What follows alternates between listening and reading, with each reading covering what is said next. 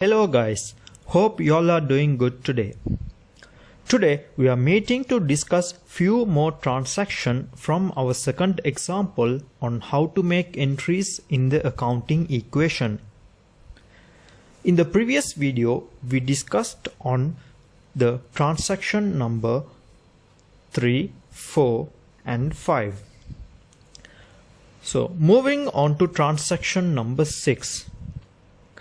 19th January 2017, income made on supply of beauty parlor services for rupees 80,000 on credit, while cost of materials were rupees 50,000.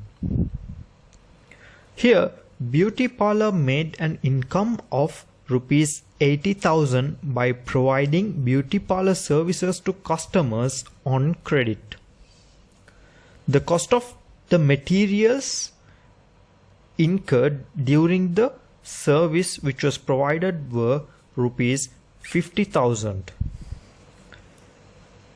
Here the sale would increase assets of the organization as this was sold on credit, which will result in a creation of a debtor or debtors to the organization, which will result in bringing in future economic benefits to the organization when the debtors repay to settle the amounts, which will result in an increase of assets to the business.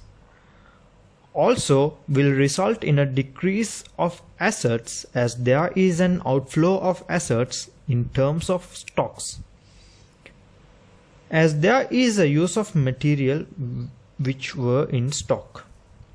And this transaction has a profit which has been made as a result of this sale, which will result in an increase of equity, which we have learnt in a previous session that profits do increase equity.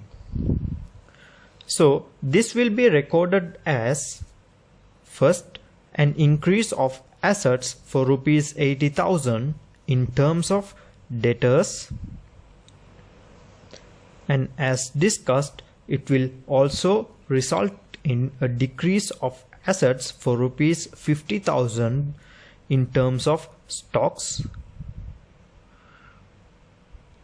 This will equal to nil value in liabilities, as this transaction does not create any obligation to the organization, which will also not create a probable future economic benefits outflow, plus an increase of equity for rupees 30,000 in terms of profit on sale.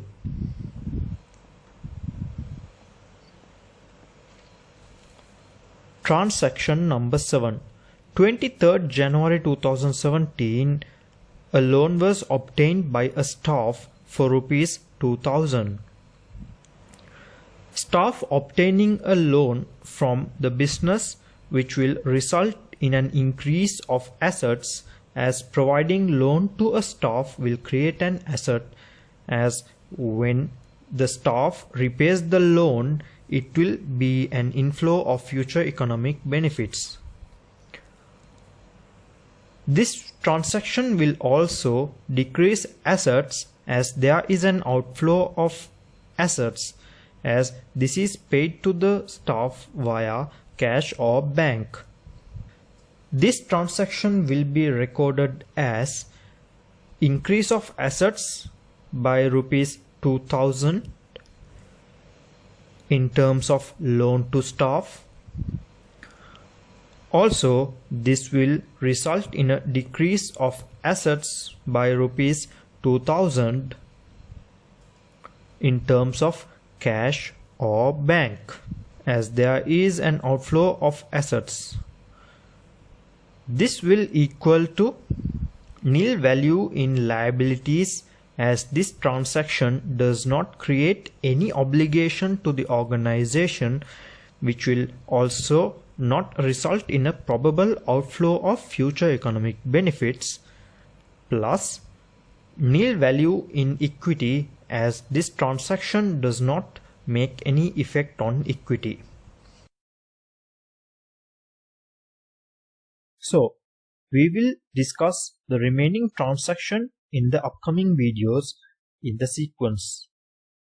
If you have any questions with regards to today's session, please comment your question below. Also, do like and share our video to learn and let others learn. Also, subscribe to ALFlix to enrich your knowledge in accounting and business studies. See you next time. Thank you.